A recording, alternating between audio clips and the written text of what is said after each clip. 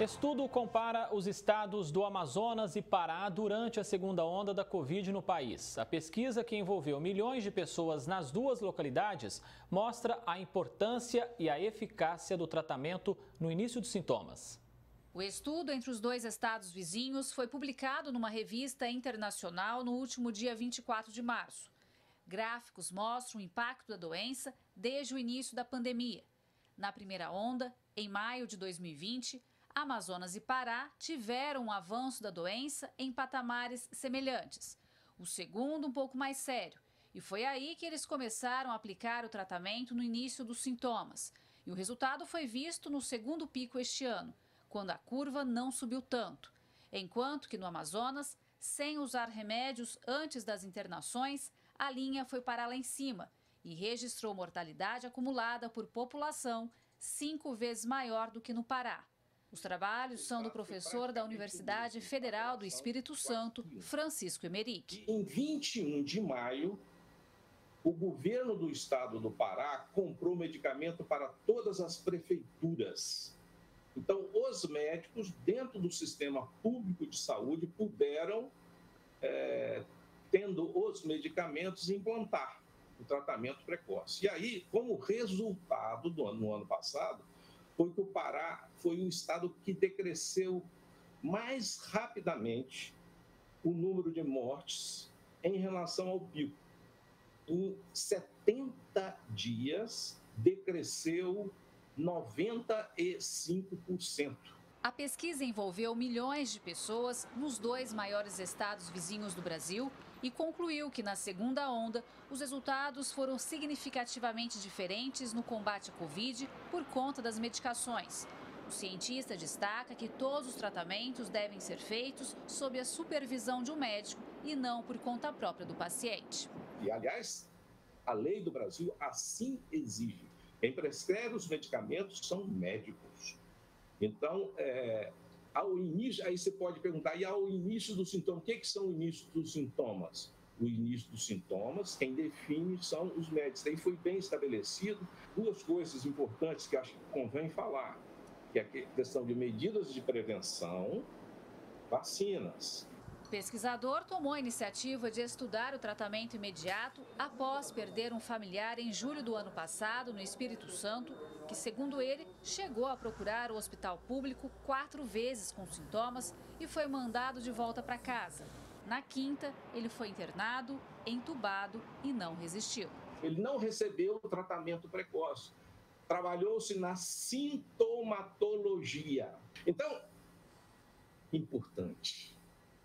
Por que não o tratamento precoce? Os resultados, na comparação dos dois estados, demonstram que o tratamento precoce foi importante para o estado do Pará. Então, você gostaria de estar em Belém ou você gostaria de estar em Manaus?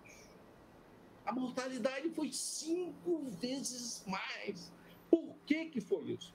Então, no trabalho é colocado que se não pode tirar a priori essa possibilidade de tratamento precoce. O colapso vivido no Amazonas ensinou muita coisa, principalmente a quem se dedicou a entender esse fato. E foi olhando para todo o estado que um outro pesquisador encontrou um detalhe importante.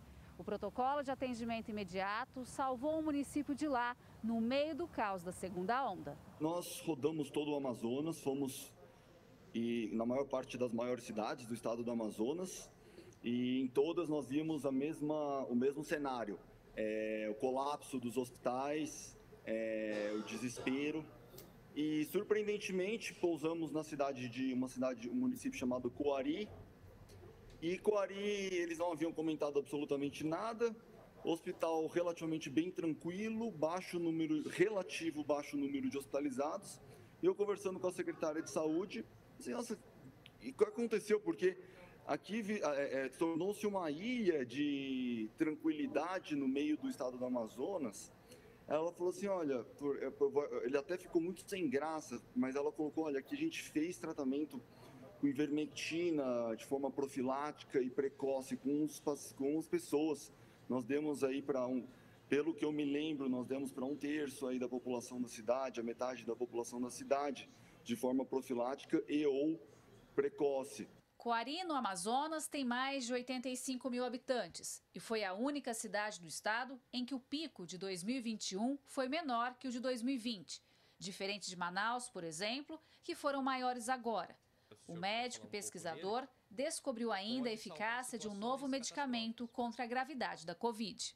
A proxalutamida é uma medicação que para câncer de próstata, ela atua de forma extremamente potente contra receptores de androgênios, que são hormônios com ação de testosterona. E nós vimos uma redução bem drástica na mortalidade, no tempo de hospitalização nos pacientes que a utilizaram em relação aos pacientes que não usaram ou usaram placebo. O estudo foi bem robusto, assim, os achados foram bem robustos. O problema é que não é uma molécula aprovada, é uma molécula cuja capacidade de produção ainda está sendo avaliada.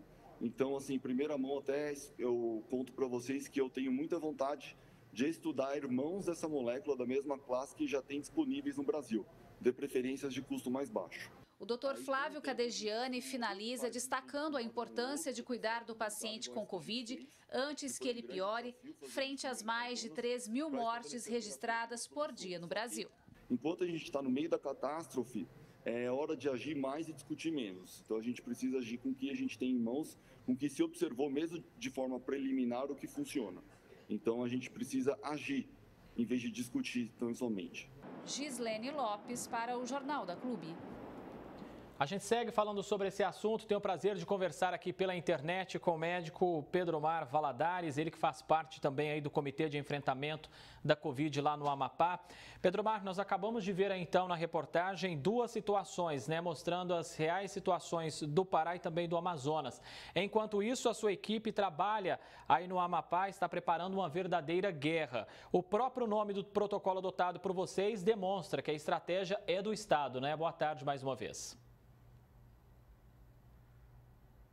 Boa tarde a todos, boa tarde a todos da Band Ribeirão. Prazer estar aqui novamente falando em nome do Estado do Amapá e do nosso Comitê Médico e dizer que realmente nós encaramos essa guerra desde o início, sabendo da importância do enfrentamento do inimigo em todas as fases, em todas as trincheiras. E, sem dúvida, a trincheira pré-hospitalar, ela sempre foi importante para fazer a contenção de casos, diminuição de pacientes que iriam agravar e superlotar os leitos de hospitais, como infelizmente estamos vivenciando agora nesse colapso praticamente a nível nacional.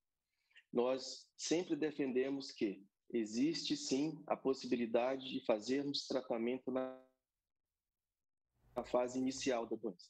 E a partir do momento que passamos a vivenciar, próximo aqui ao olho do furacão, aqui ao Amazonas, essa realidade, esse risco iminente de sermos também atingidos como efeito dominó, passamos a encarar como tratamento imediato.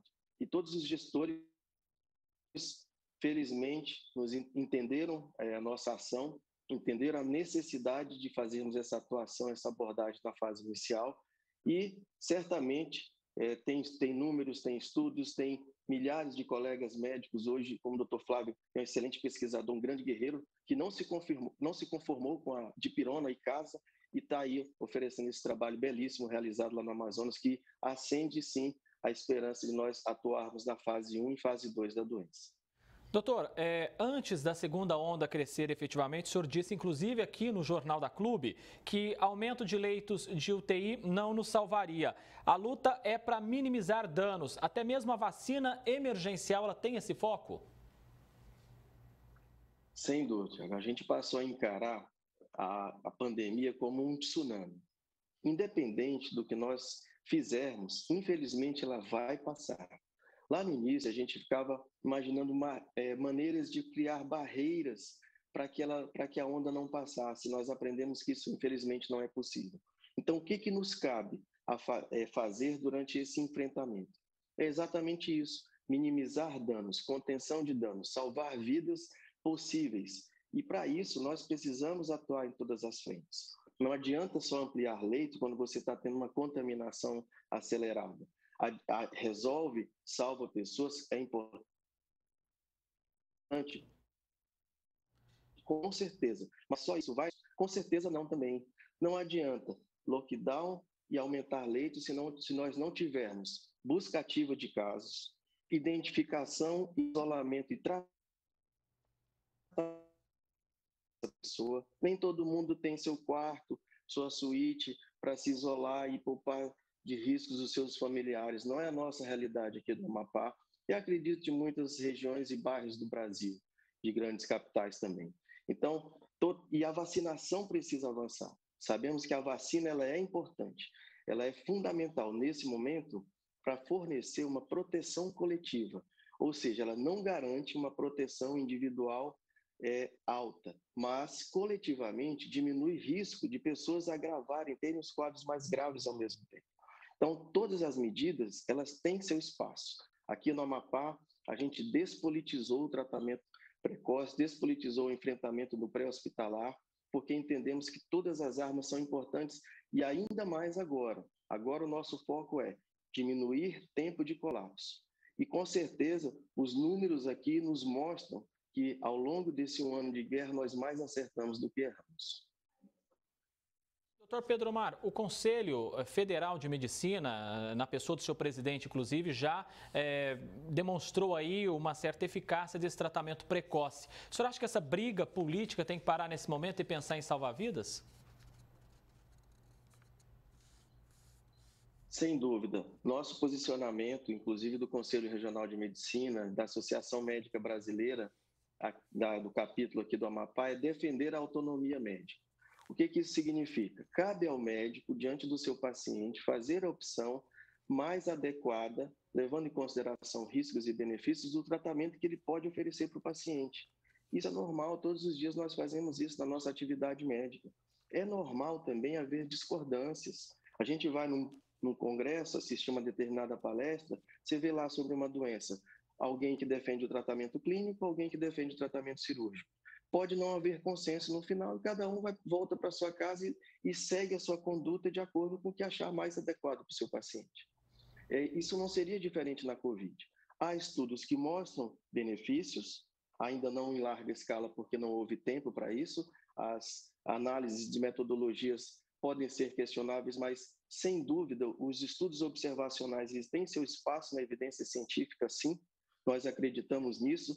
E aqui, mais por necessidade do que por opção, nós não abandonamos em nenhum momento essa arma.